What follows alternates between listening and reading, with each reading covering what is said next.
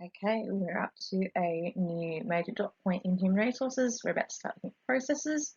So once again, just reminding you, go back to your syllabus, make sure that you understand all the points and look at the learn tos because this is where HSC questions can come from. Human resources, processes. Okay, there are four main processes we look at: acquisition, development, maintenance, and separation. Acquisition. So this was about acquiring the right staff. It's a critical process in managing human resource management processes. Acquiring, getting, employing them in the first place. So acquisition involves analysing the internal environment, particularly the business's goals and culture.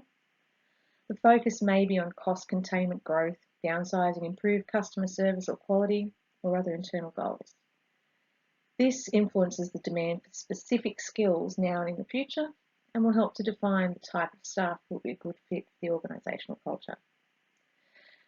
Human resources also have to look at the external environment, including economic conditions, competition, technology, legal, political and social factors when they're deciding who or how many people they need to employ. Okay, so recruitment is the process of locating and attracting the right quantity and quality of staff to apply for employment vacancies or anticipated vacancies at the right cost. Employee selection involves gathering information about each applicant and using that information to choose the most appropriate applicant. What have we got in our little diagram? Okay, so use tools to identify gaps in skills and recruiting strategically to fill these gaps. Human resource manager also needs to evaluate and hire qualified job applicants who are motivated, have values and goals that are aligned with the business and its culture. Have a fair, non-discriminatory and legally compliant selection policy and process. Give applicants a realistic understanding of their job description and responsibilities. And use strategies that are aligned with other human resource strategies and the business's needs. So the human resource manager isn't just going, oh, I like that person, they get the job. There are a whole bunch of different things that they need to consider before hiring or recruiting new employees. Development. So effective development programs ensure that experienced and talented staff are retained. Again, that word retained means that they stay with the business. They enhance employees' motivation and commitment to the business through promotion opportunities over the long term. Research shows that employees who feel competent in performing their jobs and are recognised for their achievements are more motivated and satisfied at work. They achieve higher levels of performance. Development focuses on enhancing the skills of the employee through either further professional learning, mentoring or coaching, or performance appraisals and management to allow them to take advantage of opportunities to develop a career within the business. Okay, so training programs, there's a number of different things we can look at here. So there's induction. So an effective induction and training equips a new employee with the skills to carry out their job and work effectively with co-workers within the business and its culture. So this happens when somebody first comes to a new business. Ongoing training should be part of every workplace. Changes in the business environment, including new technology and global competition, are increasing the need for training at all times. Organisational development. So businesses are usually flatter structures to improve efficiency and competitiveness by creating more opportunities for employees to innovate and participate in solving business problems. Mentoring and coaching. Mentoring is a mutually agreed role which suits experienced staff that are keen to transfer their knowledge and skills through succession planning, so meaning they're training people up to be able to do their job once they are no longer there. It's used to motivate and develop staff with leadership potential as well. And performance appraisals. Performance appraisal is used to evaluate employee performance, obviously, and identify areas that need mentoring or coaching or some leadership development or performance management to enable the employee to contribute more effectively to a business's success. Maintenance. This focuses on the processes needed to retain staff keep staff, and manage their wellbeing at work. So maintenance of staff involves looking after staff wellbeing, their safety and health, managing communication effectively, and complying with industrial agreements and legal responsibilities. So staff wellbeing, we've got a little smiley face there. Health and healthy and safe working environment, effective communication, industrial agreements are made, involvement in teams, workplace activities. Obviously, if you're bored in your job, you're not going to be doing really well. Decision making, so being part of decision making and understanding decision making, giving employees some control over their work lives, providing family-friendly workplaces, and participation, again, allowing employees to feel involved and part of processes within the business. Communication and workplace culture. So effective workplace relationships depend heavily on the strength of a business's communication systems. Poor communication is often reflected in workplace conflict and high turnover rates. So communication can just be simple things like regular team meetings between managers or supervisors and employees, staff bulletins or newsletters, staff seminars, social functions, suggestion boxes, staff surveys. Again, that allows employees to feel they have a voice within the company, and good old email, which is predominantly how a lot of communication takes place these days. Employee participation. So the nature of workplace communication is changing with the increasing use of email and increased opportunities for employee participation. Firms encourage employee participation to improve communication, empower employees, and develop their commitment to improving quality and efficiency. Okay, so there are a number of different ways for participation to happen. So participation can occur through membership of the board of directors. So this strategy allows an employee or senior employee to represent staff on the board. This strategy does present some conflicts of interest for the employee, who often can become alienated from other employees because the board is where a lot of decision making happens. So some people may see that person as being elevated or above every run-of-the-mill other employee. Okay, participation through ownership. Employees buy shares in their company, which may result in an increased commitment. However, ownership and participation involve different objectives and again could lead to a conflict of interest, particularly as ownership increases in scale. So an employee wants a good work balance happening. That's one of their priorities, whereas an owner wants to see profits. So if you're an employee and you are an owner, there's two conflicting things going on at the same time. Joint consultative committees, also called work committees, formally established groups consisting of employees and management representatives, and may or may not include union reps. Their original purpose was to provide management with the view of employees on a range of issues, enhance communication, and improve efficiency and productivity. In New South Wales, these have been mandatory for larger workplaces for occupational health and safety. Pretty sure I've mentioned in another video that yes, we do have a work health and safety committee at school that meet on a regular basis to look at issues around school. Participation in collective bargaining. It is a requirement that a majority of employees be involved in developing an enterprise agreement. If you remember, an enterprise agreement sets out working conditions, pay, etc. for a particular industry. Okay, the advantage is that under good faith bargaining principles, all parties are required to make an effort to resolve issues through negotiation and conciliation. This ensures that employees and employers have clear opportunities to learn from each other's experience and negotiate outcomes which are beneficial for both groups. Team briefings.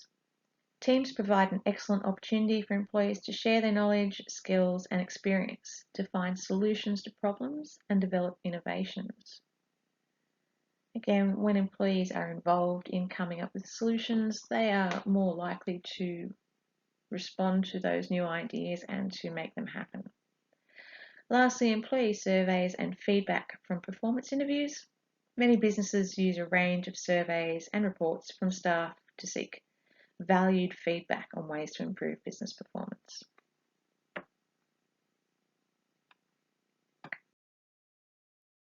Benefits. So benefits may be monetary in value or non-monetary, and the extent of benefits available will reflect the resources of the business and the nature of its activities. So typical benefits include things like flexible working arrangements, paid training opportunities, health insurance, subsidised gym membership, travel allowances, company car, housing, etc.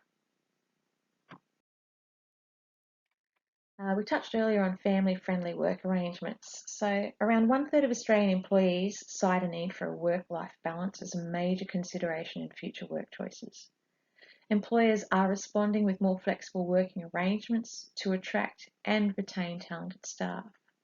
So some of these things can include the following. Let's start with flexible working arrangements. So part-time work, variable full-time or part-time work, career breaks, job sharing, flexible hours, or the ability to work from home. Workplace participation and training, increased multi-skilling, which allows staff to fill in for others, and staff meetings to discuss work-life issues. Other flexible salary packages, support on paternal leave, work-family information, relocation policies such as school matching services, family days, and work experience for kids. Different types of leave that come under family-friendly arrangements include maternity and paternity leave and family leave. Childcare, employer supported ventures, so some businesses do have inbuilt childcare.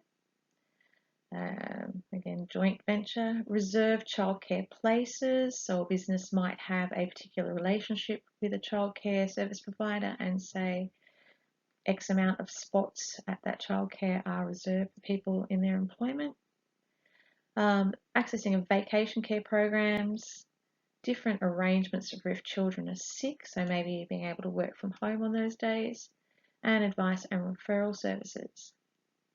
And again, towards family support, arrangements to check children, a phone policy. Some businesses don't allow you to have your personal phone on you during your employment. If you have family members that may need to get in touch with you, then that can be a difficult thing for some people. Employee assistance, seminars, giving information, respite care for elderly and disabled, and supporting community service. Essentially, people want to work somewhere where they feel valued, but they can also continue to have a life outside of work, to be able to look after their family, to be able to check in on them, to have the ability to work in a way that allows them to manage and maintain their home life. There are a bunch of things. Okay, legal compliance and corporate social responsibility. So all employees are required by law to ensure that human resource procedures and policies comply with existing legislation, including anti-discrimination and sex discrimination legislation, occupational health and safety, taxation, social justice legislation, and industrial relations legislation and agreements. Bullying and sexual harassment, along with conflict between employees and high workloads, are major causes of stress at work.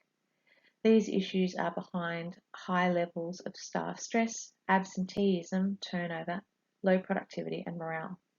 Obviously, all of those things negatively impact on a business, so that is why there are policies around workplace bullying and sexual harassment. Attached is a video here that just has a little bit of a look at workplace bullying.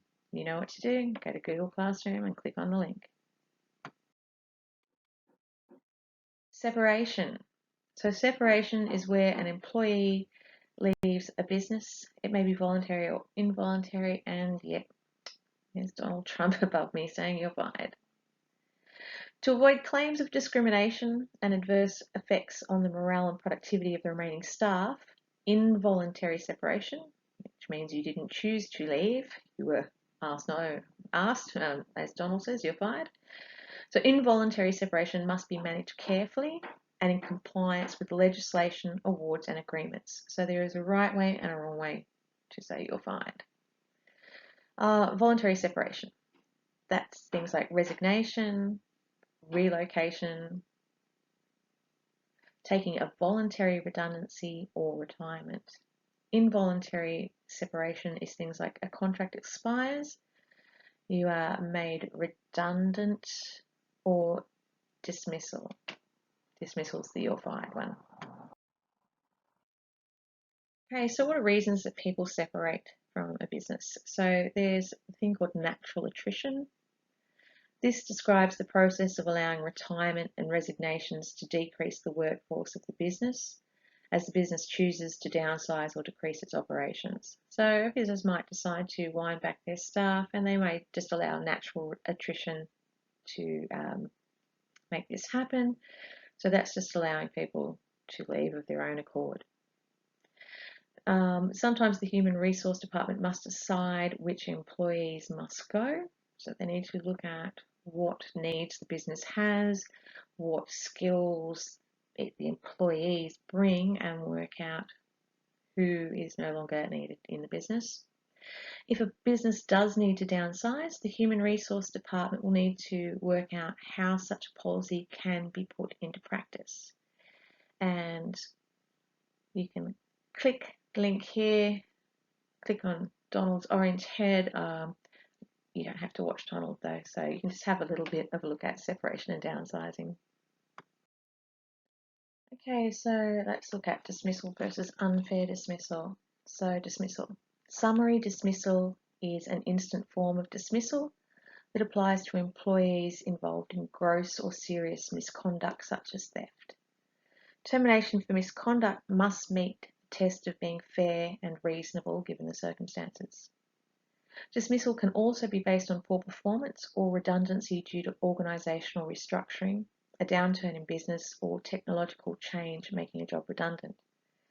Now, where we say that dismissal is unfair, okay, unfair dismissal occurs where an employee makes an unfair dismissal remedy application and Fair Work Australia finds that the employee was dismissed and the dismissal was harsh, unjust or unreasonable, and the dismissal was not a case of genuine redundancy, and the dismissal was not consistent with the Small Business Fair Dismissal Code, where the employee was employed by a small business. Employees are able to claim unfair dismissal if the business has more than 15 employees, either full-time or the equivalent, who have been employed for more than 6 months. This includes casuals with 6 months service. The processes for dismissal have not been carried out correctly. Okay, so if you are fired and it is not just and reasonable, there are methods by which you can get your job back. Okay, so if an employee is not performing well, if that is the reason why a business wants to get rid of them, there is certain steps that have to be taken. So first of all, they must be given a written warning. They then must be given the ability to receive some advice and support so that they could potentially improve their performance. If they are given advice and support after their written warning and their job performance is still not what is necessary or required, then the business has to notify the employee of the reasons for their termination. If those steps were not taken, the person who was fined for poor performance could then have the ability to go to Fair Work Australia and have their dismissal declared unfair and be reinstated at their job. Okay, now this page is in your booklet. It's just a little bit of a rundown on the 4 main processes of human resource management, which is acquisition, development, maintenance and separation. So just very, very quickly, Acquisition, the process of attracting and recruiting the right staff for a business. Recruitment is the process of locating and selecting the right quantity and quality of staff.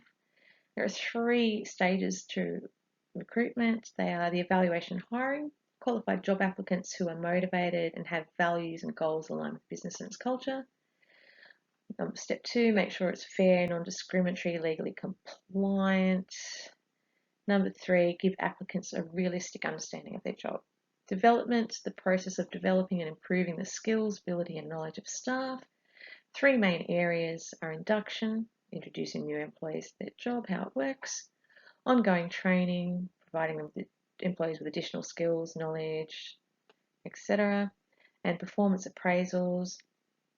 One of the little samples here is conduct a SWOT analysis of employees. So what are their strengths, weaknesses, opportunities and threats? For example, a yearly interview with management to discuss performance is another way performance appraisal can be looked at. Maintenance, the process of managing the needs of staff for health and safety, industrial relations, legal responsibilities. 5 main areas of maintenance. Communication, so making sure that there are regular meetings with employees. Employer participation in things like collective bargaining, allowing employees to have a voice. Monetary benefits, which can include things like car leasing, rent assistance. These are things on top of a wage, these maintenance things. Having family-friendly work arrangements, childcare, flexible hours, working from home, and having anti-bullying arrangements, clear policies and consequences which are enforced. And finally, separation, the process of employees leaving voluntary or involuntary. There are 2 types of involuntary separation that we look at in particular: redundancy or retrenchment. This refers to employees losing their jobs where the employee's job or work no longer needs to be done. For example, there's been a fall in sales, so they don't need as many staff, or there's been changes in technology, which means they don't actually need a human to, or that many humans to do that particular job. Dismissal, employee's contract is terminated because of alleged poor performance.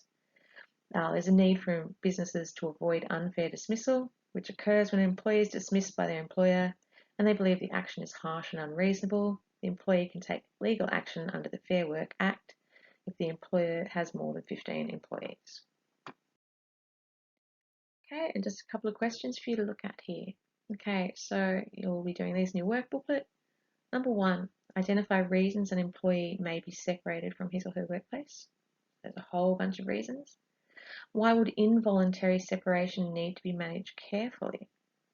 Okay, so you didn't want to leave. Why would that have to be managed carefully? Something about fair work.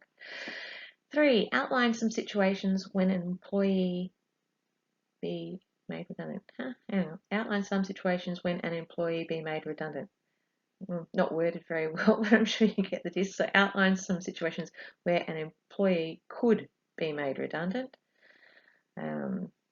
Sorry about that. Number 4, what is the purpose of unfair dismissal laws? So why are they there? Who do they help? Explain the role of Fair Work Australia in handling unfair dismissal cases. Good luck with those questions, and I'll catch you later.